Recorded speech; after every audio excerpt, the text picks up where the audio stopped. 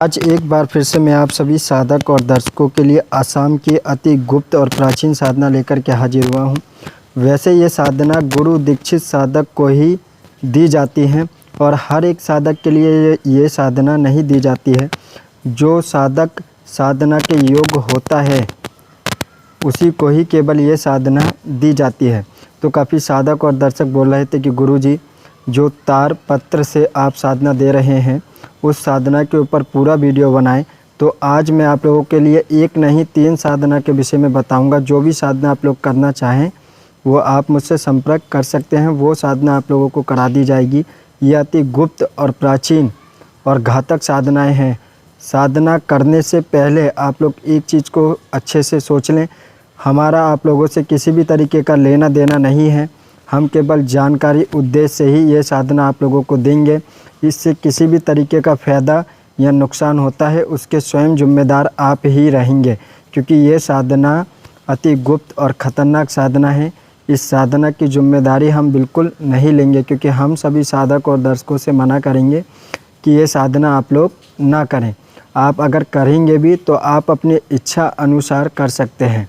ये काफ़ी घातक और शमशानिक तामसिक साधना है और काफ़ी साधक और दर्शकों का अक्सर यही कहना होता है कि गुरुजी, हम बिना गुरु दीक्षा के साधना कर सकते हैं या नहीं कर सकते हैं। तो आज मैं आप सभी साधक और दर्शकों को बता दूं, बिना गुरु दीक्षा के जो है आप लोग साधना कर सकते हैं, लेकिन बिना गुरु दीक्षा से पहले आप लोगों को किसी भी भगवान को गुरु बना करके ही साधना करना पड़ेगी। जैसे आप शंकर भगवान को भी गुरु बना सकते हैं, गणेश भगवान को भी जो है आप गुरु बना सकते हैं। गुरु बनाने के लिए एक प्रोसेस होता है, पूरा एक विधान होता है।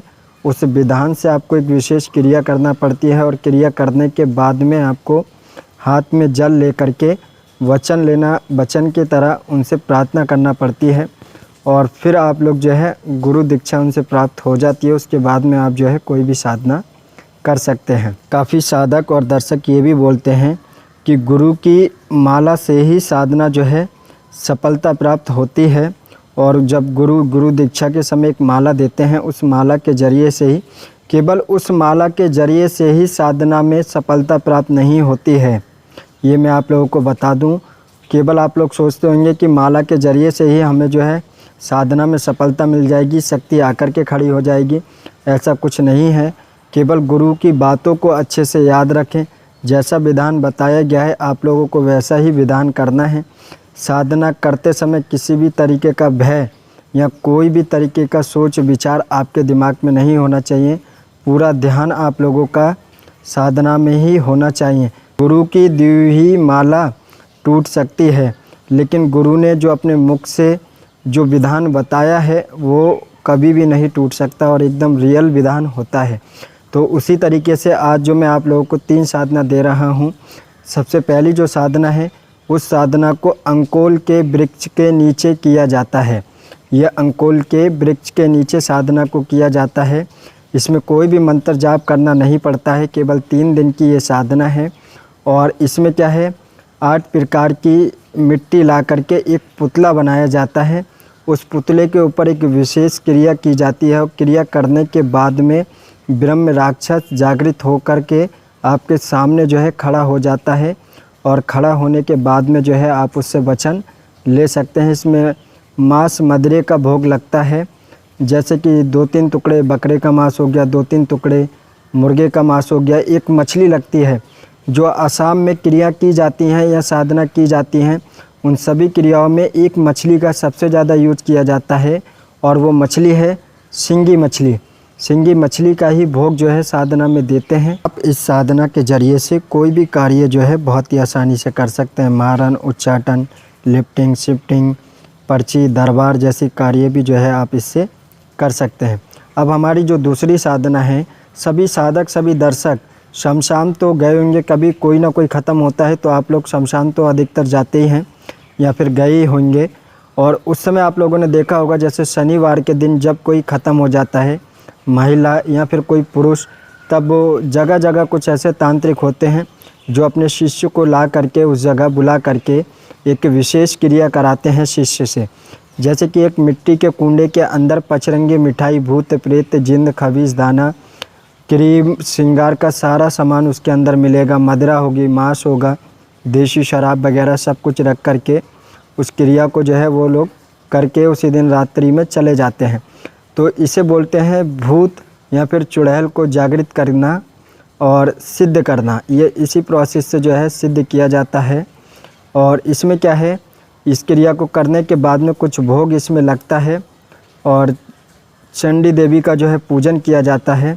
और पूजन करने के बाद में एक विशेष जो है जड़ी का पत्ता लगता है। उस पत्ते पे जैसे ही आप मंत्र से अभिमंत्रित करेंगे या उस पत्ते को जब आप अपने हाथ में लेंगे और हाथ में लेने के बाद में वो शक्ति आप लोगों के सामने आकर के खड़ी हो जाती है। और खड़े होने के बाद में वो आपसे बोलती भी है कि आपने क्यों बुलाया है और क्या कार्य है तुम्हारा, क्या चाहते हो। तो आपको उससे जो है वचन ले लेना है। वचन लेने के बाद में वो आपसे पूछेगी भी कि मुझे आपके साथ में कहाँ पर बैठना है। तो उसे आपको एक स्थान देना पड़ता है बैठने के लिए, तो आपको उसे स्थान दे देना है। और जो हमारी तीसरी साधना है वो भूत प्रेत को जागृत करके आपके सामने बुला करके उनसे वचन लेना है। ये साधना इतनी घातक साधना है और ये साधना 100% जो है कार्य करती ही करती है।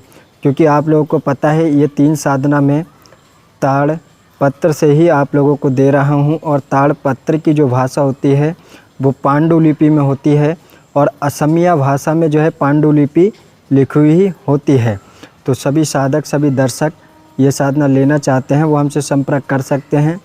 विधान इनका ऐसा ही है जो हमने आप लोगों को बताया। तामसिक भोग लगता है, इसमें तामसिक साधना है, मांस मछली का भोग देना है। और ये तीनों साधना केवल 3 दिन की ही केवल साधना है।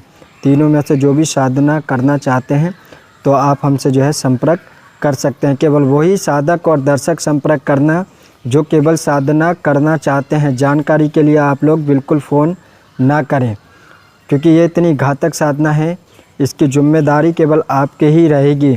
क्योंकि आपको इससे हानि हो या फ़ायदा हो उसके स्वयं जिम्मेदार आप रहेंगे। और जो भी साधक और दर्शक करना चाहते हैं वो हमसे संपर्क कर सकते हैं।